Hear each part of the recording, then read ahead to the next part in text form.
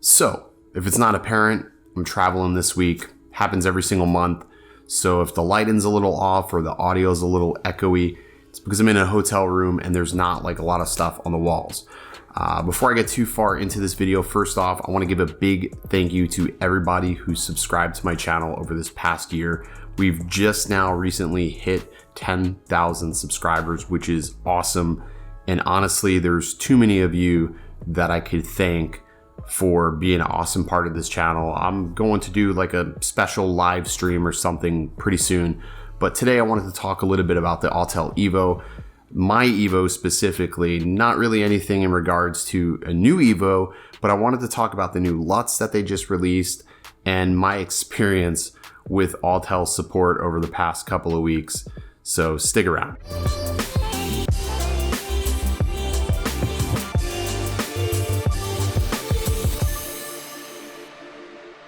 What's up? Welcome back, everybody. My name is Original Dobo, and here on my channel, I do drone and tech related content. So if that's at all interesting to you, you may want to go ahead and hit that subscribe button before you leave this video. So the past couple of weeks, I've been EVO-less.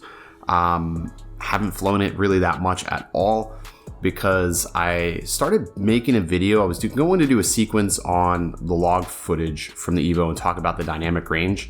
And as I was filming this video, my gimbal was malfunctioning crazily. The horizon tilt came back and everything was just all off axis and wonky. So I had called support and they got me a ticket pretty quickly. And I ended up sending the EVO in and they determined that there was a problem with the gimbal. Fair enough. 8 days later, my EVO is right back to me with a brand new gimbal. So what do? The first thing I do when I get it back, I get everything all set up. And I began testing it, and the first thing I stumbled across was the pitch. I noticed when I was pitching the gimbal either up or down, I now all of a sudden had like this stutter and it would get stuck.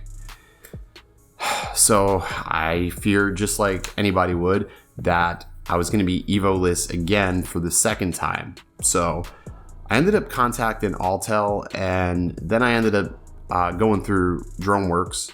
One of the benefits of going through a distributor, and not even just because of, you know, I have a good relationship with them, but just it's easier to deal with that. I was just like, hey, you guys deal with it. You know, this is what happens when you get an EVO from you.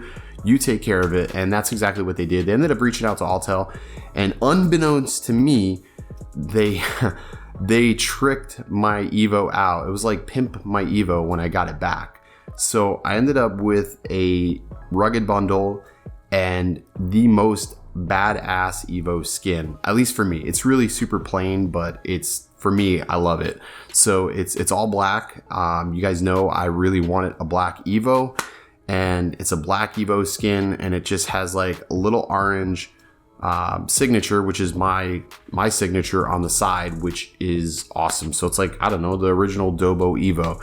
And it's perfect. There's no horizon tilt, there's no issues, and I have so many EVO batteries to fly because this is like one of my favorite drones to fly. And when I saw that they created LUTs specifically designed for the log footage, I was super excited to try it out and to fly it. So today I've took all 8 LUTs and shot one test clip, and I used all 8 LUTs on the test clip so we can sort of get an idea of how the log footage is going to be graded with these. And I dialed all the clips with those LUTs back to about 40%. So the power of the LUT on each clip is at 40%. I just did some color correction and basically just made sure that there was no highlights clipping and no crushed black, so everything's all nice and flat. So here are those clips, and I'll let this run and I'll be right back to let you know what I think about all of them after it's done.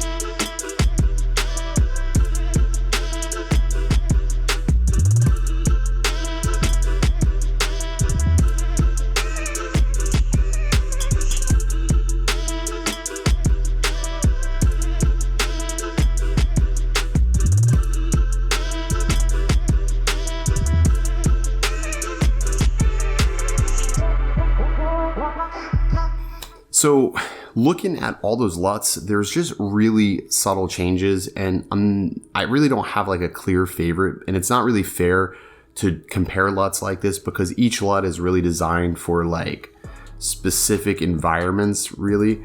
So if I had to choose one that I really like the most, it's going to be LUT number 6. I think the sand looks the best, and there's just a small compromise. If you notice, the highlights on the far left are not quite as dramatic.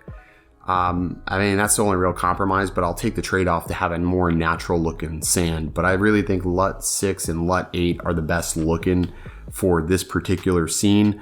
I wish Autel would have named these LUTs after like spots in Washington, like I don't know, like call one LUT Seattle, call a LUT Bothell, or like maybe Marketplace LUT. I don't know, just something cool from the surrounding area. Like everybody always names their nuts. Nuts. I'm gonna strike that. Everybody always names their LUTs when they produce them, so it would have been cool if they would have put different names for each LUT. But let me know what you guys think of each LUTs. What is your favorite number? And if you're going to give the log footage from the EVO a try. I know I'm gonna definitely be flying it a lot more. Today it was crazy windy. It was like 20 plus miles an hour when we were trying to fly over the water. So super scary, but the EVO did all right. You know, you just gotta not let it go too far because it probably wouldn't have made it back because the wind was gusting at about 22 miles an hour with like 18-mile-an-hour steadies. So pretty scary, but all in all, I think it did great, and I'm really glad to have it back. I'm super excited to start creating more footage and more tutorials with the EVO. But let me know what you all think. Anyways, guys, I will see you in the next one. Stay original.